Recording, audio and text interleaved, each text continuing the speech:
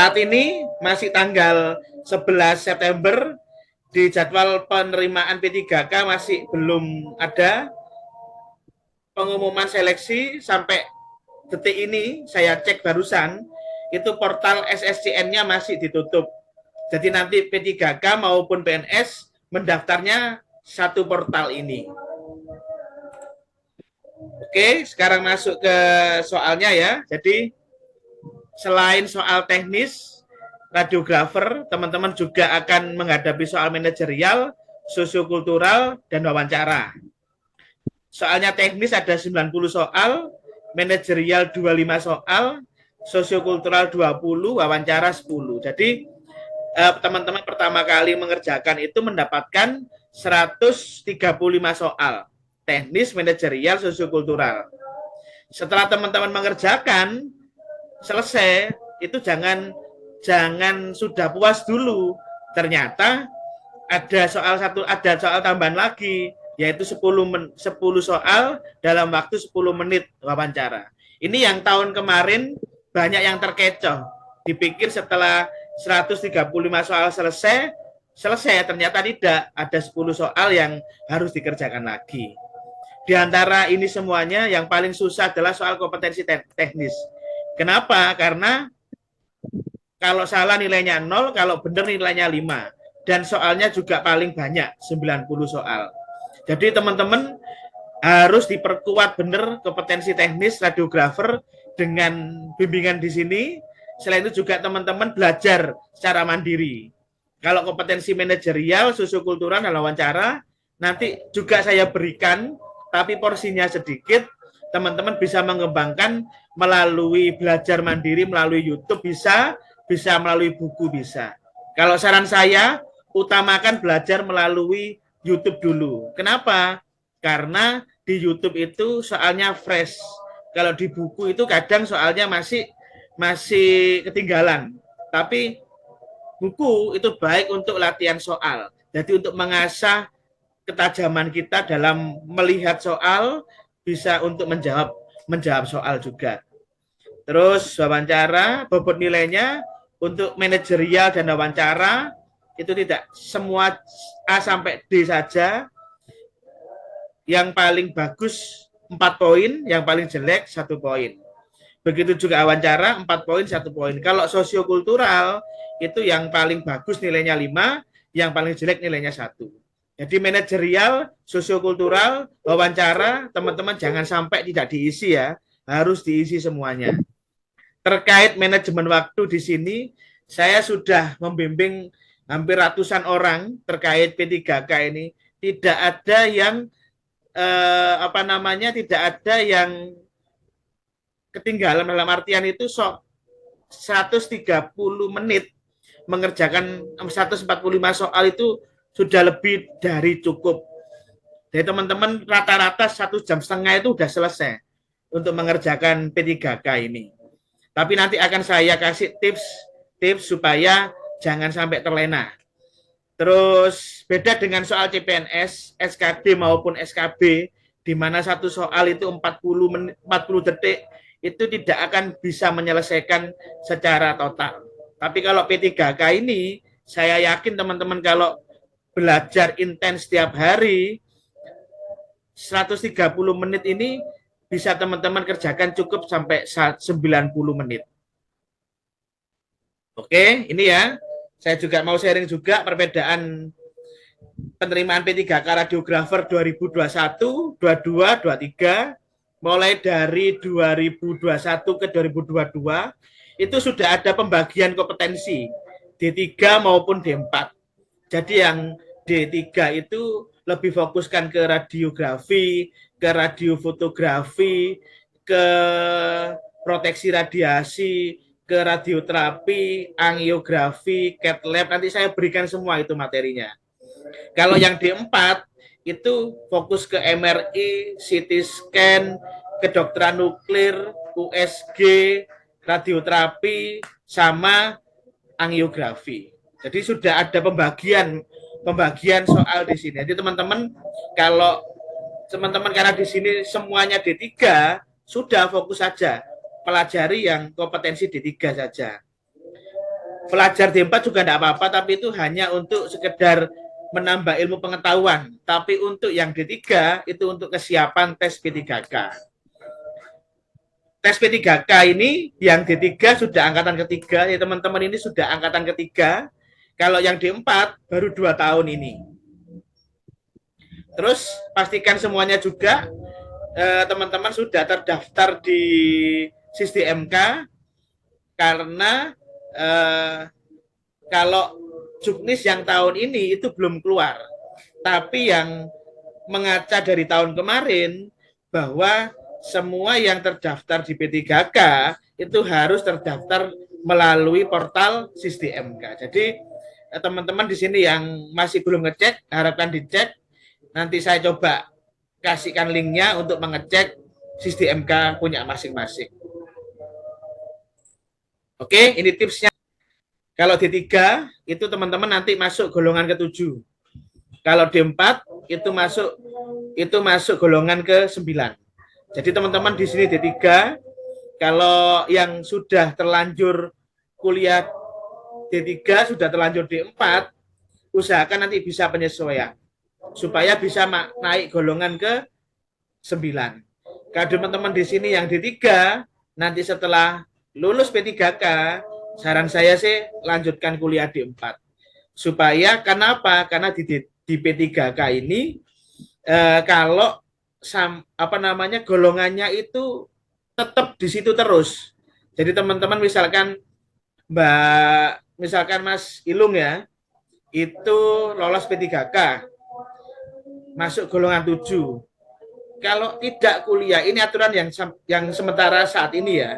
Kalau tidak kuliah sampai pensiun, maka dia tetap golongan 7. Beda dengan PNS di mana tiap 4 tahun ada kenaikan golongan. Kalau P3K ini enggak. Kalau tidak kuliah, kalau tidak ada izin belajar, maka golongannya stuck di situ terus. Jadi sebentar, ini ada chat 5 ini, tak baca dulu bentar.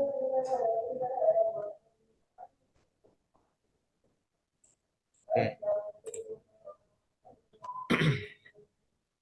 Gajinya juga bagus P3K ini, pemberian jasanya juga bagus.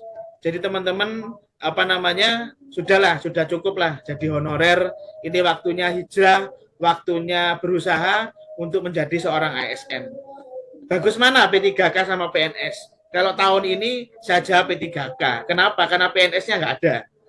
Jadi yang ada di depan mata, teman-teman benar-benar maksimalkan.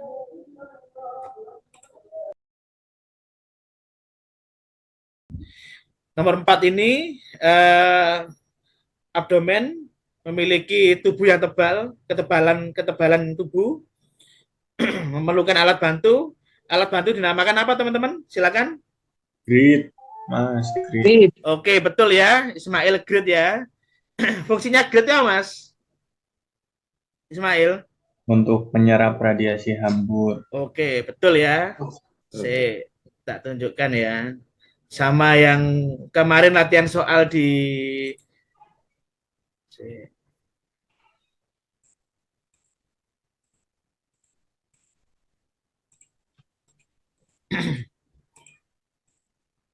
Oke.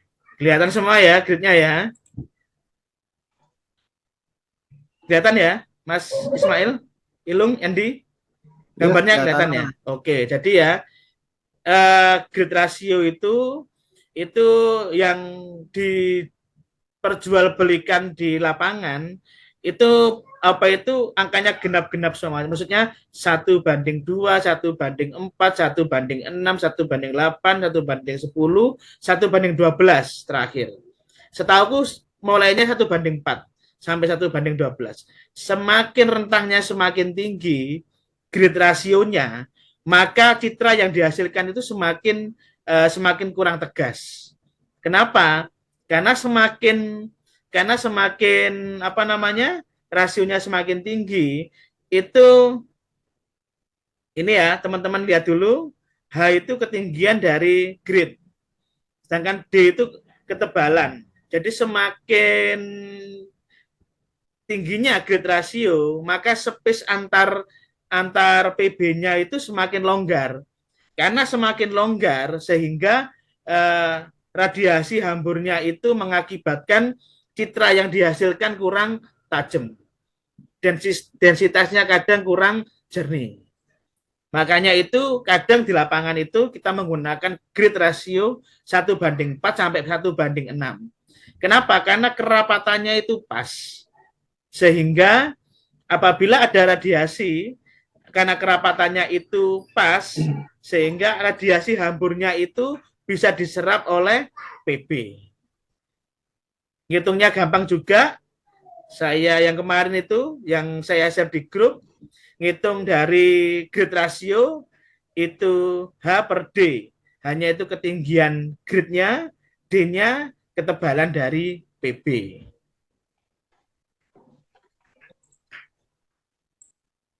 Oke, selain grid ya, kita bedah yang lainnya. Ada yang tahu? Densitometer, sensitometer, intensifying screen, sama filter. Ada yang tahu nggak? Densitometer itu apa? Ukur densitas, Mas. Apa? Mengukur densitas. Ya, betul ya. Mengukur densitometer itu mengukur densitas ya. Kalau sensitometer,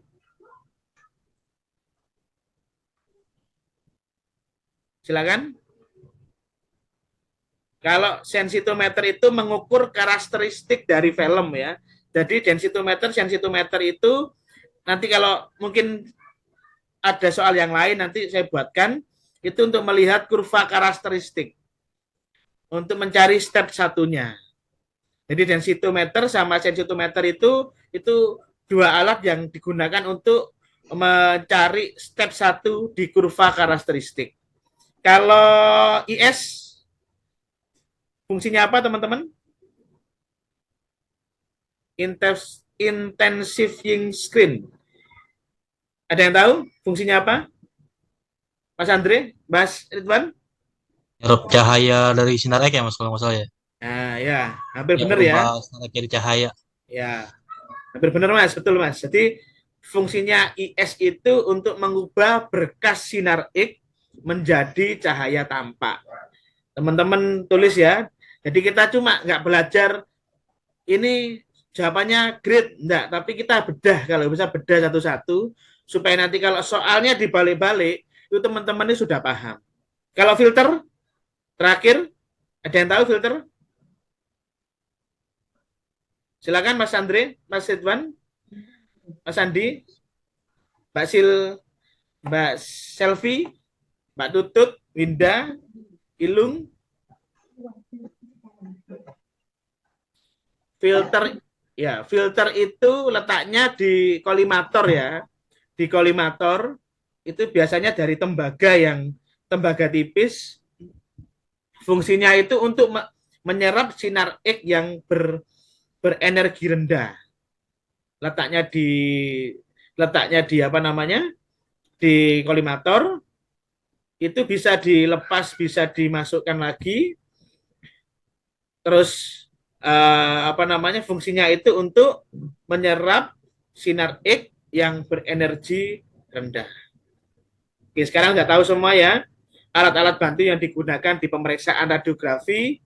Nanti kalau misalkan dibolak-balik soalnya teman-teman jadi sudah paham semua. Oke, sekarang nomor 15. Scapula Y-view huruf Y itu menggunakan proyeksi apa teman-teman? Silakan.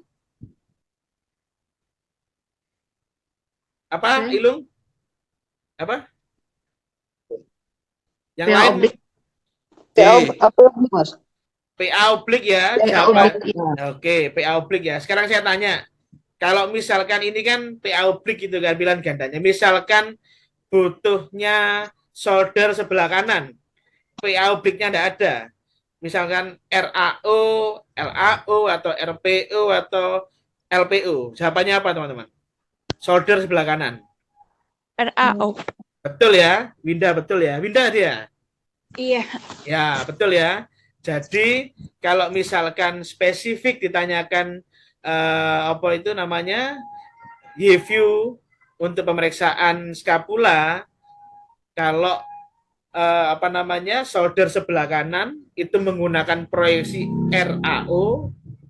Kalau solder sebelah kiri menggunakan proyeksi LAO. Sebentar tak lihat dulu, ada nggak gambarnya? Ini ya teman-teman benar-benar hafalkan ya.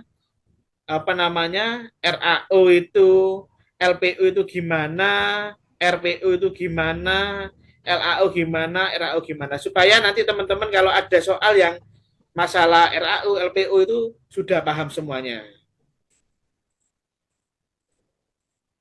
Oh, belum tak masukkan gambarnya.